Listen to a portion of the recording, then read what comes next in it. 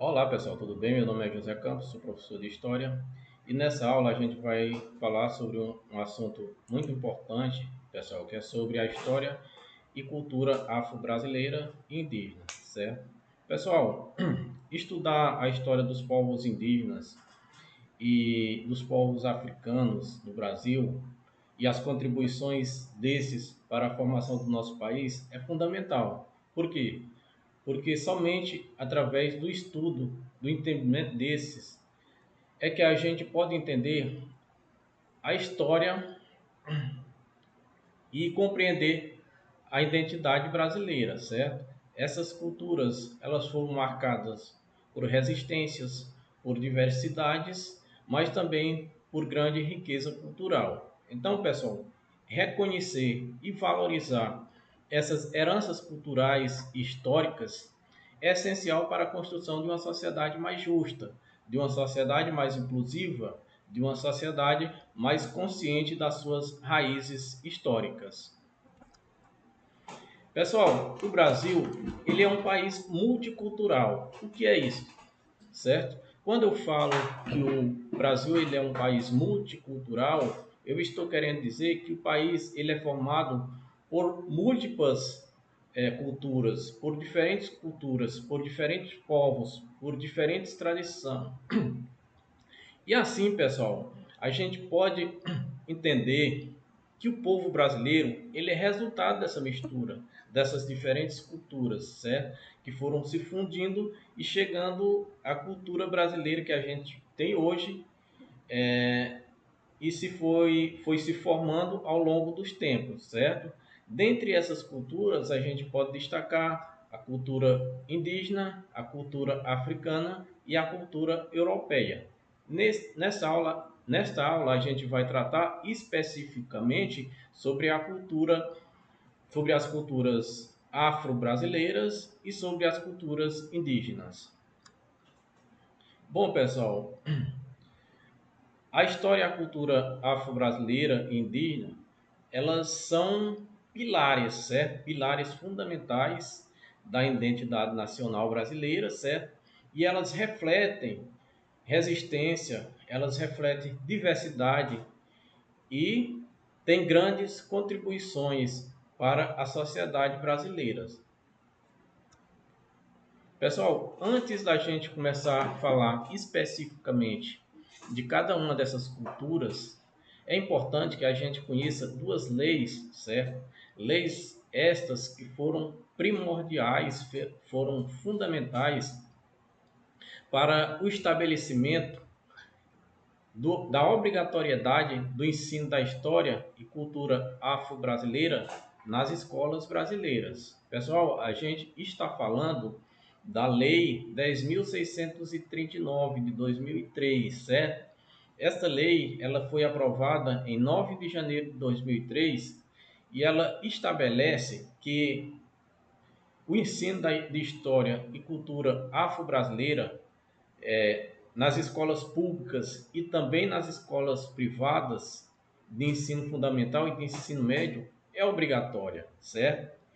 O objetivo dessa lei, pessoal, foi promover uma maior valorização dessa diversidade étnica e racial, certo? E também, pessoal, essa lei ela visa combater o eurocentrismo. O que é esse eurocentrismo? Eurocentrismo, pessoal, é uma visão que coloca a Europa como referência central e superior às demais culturas, certo?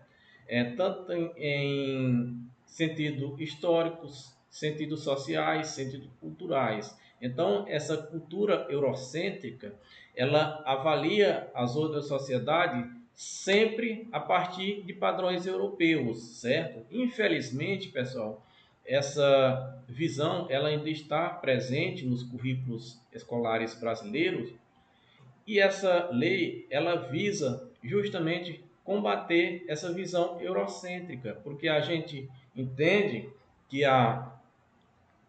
que as culturas elas devem ser vistas a partir de seus próprios padrões e não a partir de padrões de outra cultura. Pessoal, a gente tem também a Lei 6.445, aliás, a lei 11.645 de 2008, certo? Essa lei, ela altera a Lei de Diretrizes e Bases da Educação Nacional, a LDB, e torna obrigatório o ensino de história e cultura dos povos indígenas no currículo nacional das escolas brasileiras. Pessoal, agora a gente vai falar especificamente sobre as culturas, história e cultura africana, história e cultura é, indígena, certo? Pessoal, durante o período da escravidão, milhões de africanos eles foram trazidos à força para o Brasil, certo? Esses escravos africanos, eles vieram principalmente da África Ocidental, da África Central. Eles foram obrigados a trabalhar em engenhos de açúcares, em minas de ouro e em fazendas de café. Esse período, pessoal, ele foi um período de muita violência e sofrimento para essas populações indígenas, mas também de uma forte resistência, certo? Eles não aceitaram pacificamente, eles lutaram, eles resistiram a essa dominação europeia.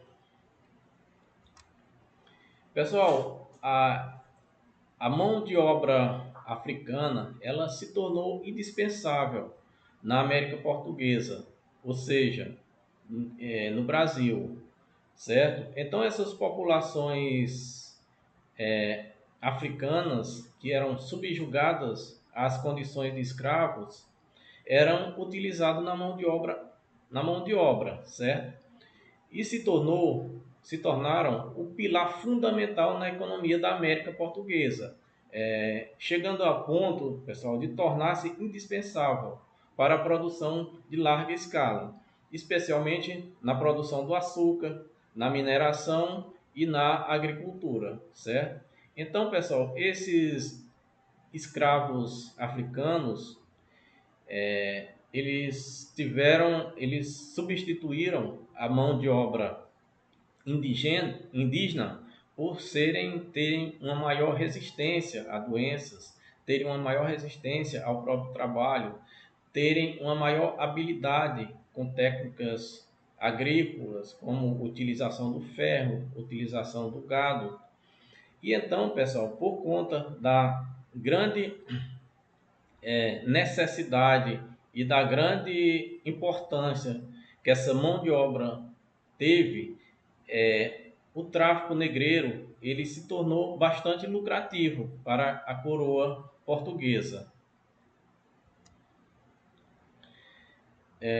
Pessoal, na época, a Europa ela praticava o mercantilismo. O que é o mercantilismo, pessoal? O mercantilismo foi um conjunto de práticas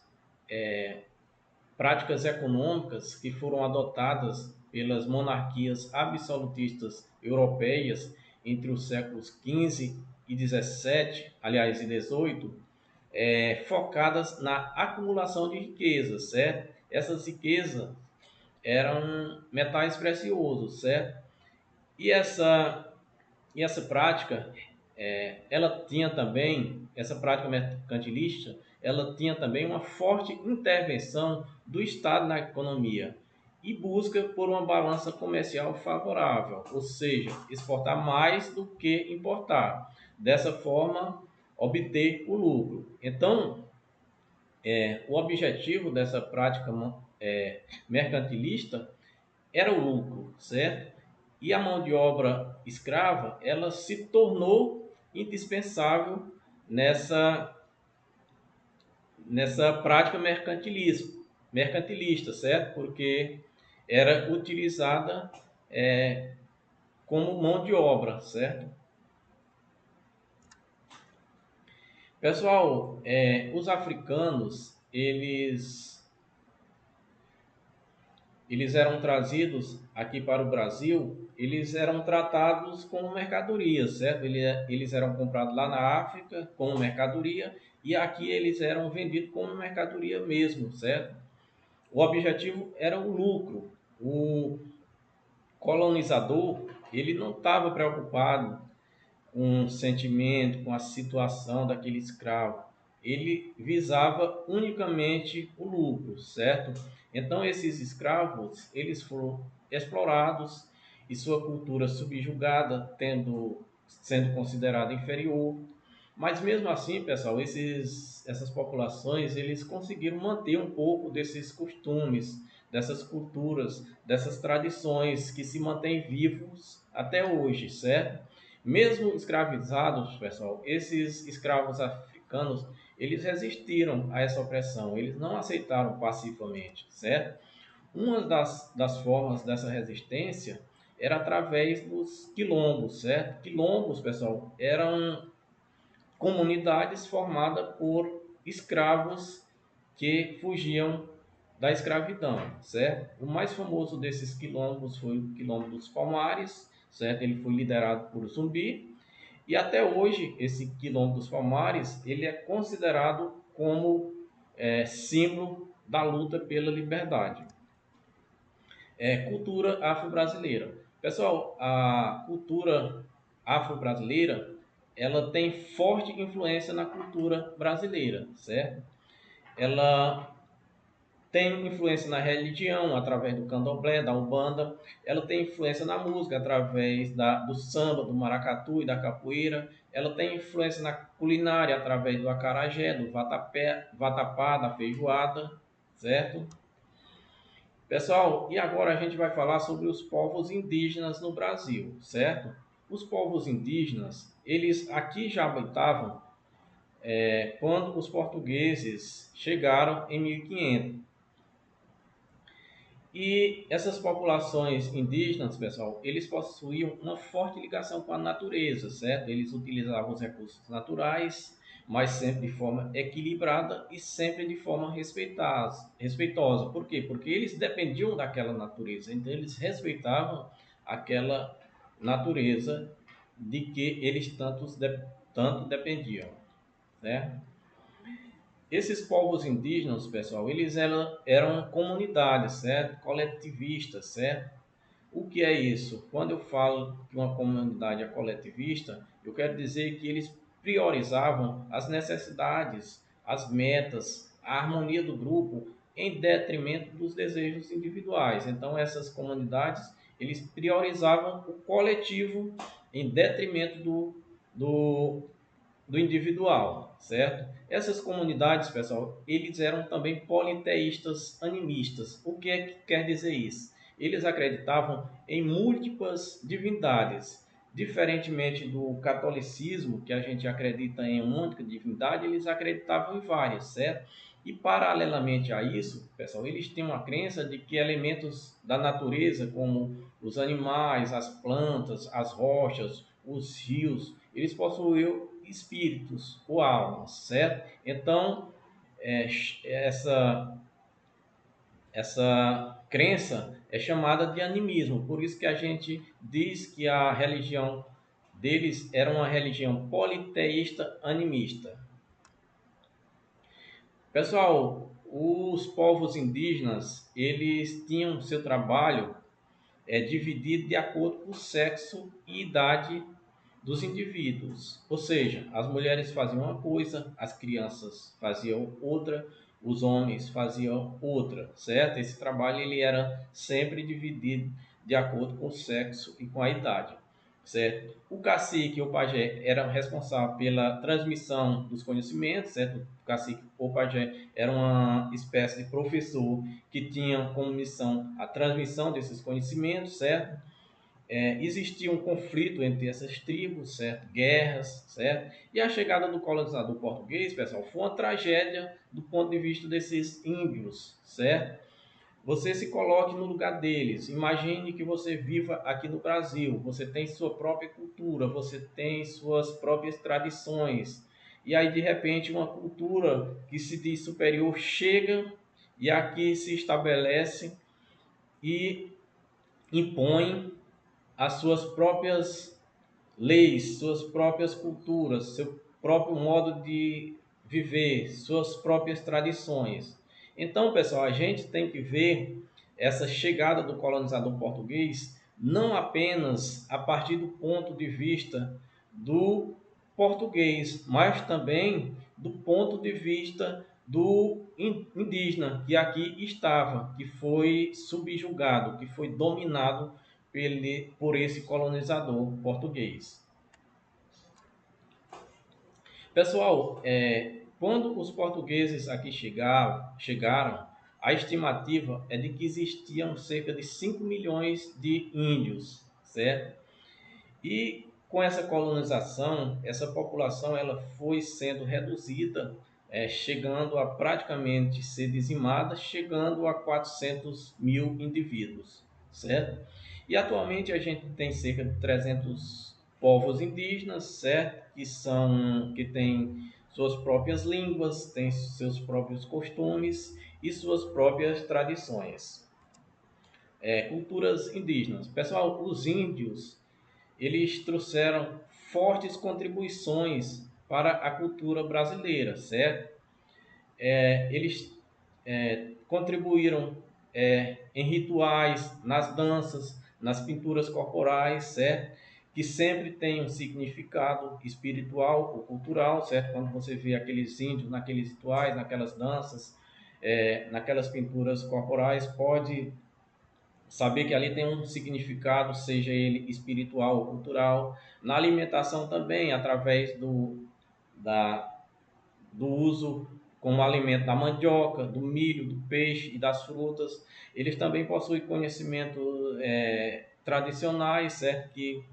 Que tem forte influência sobre a cultura brasileira, que é o uso de plantas medicinais, as técnicas de preservação ambiental, certo? E então, pessoal, o que foi que essas populações indígenas e africanas trouxeram de contribuição para a sociedade brasileira, certo? Então, esses povos indígenas e africanos, eles contribuíram significativamente para a cultura, para a história do Brasil, certo?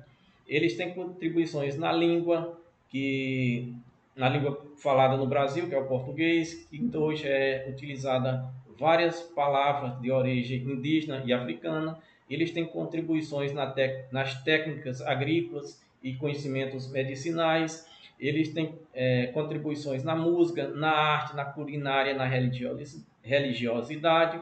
Eles têm contribuição na própria formação do povo brasileiro. Então, o Brasil ele é resultado dessa mistura cultural, certo? Preconceitos e desafios. Pessoal, ainda hoje, essas populações indígenas e africanas, elas sofrem preconceito, certo?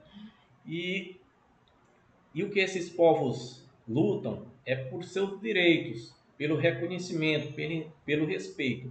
E uma das formas de impor esse respeito é somente através da educação. Então, a educação ela é fundamental para combater esse preconceito e para promover uma sociedade igualitária.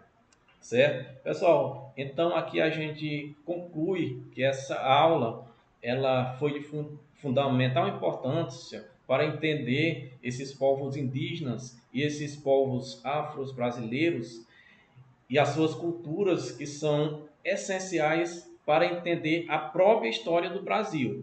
Então, valorizar essas culturas significa valorizar a nossa própria identidade.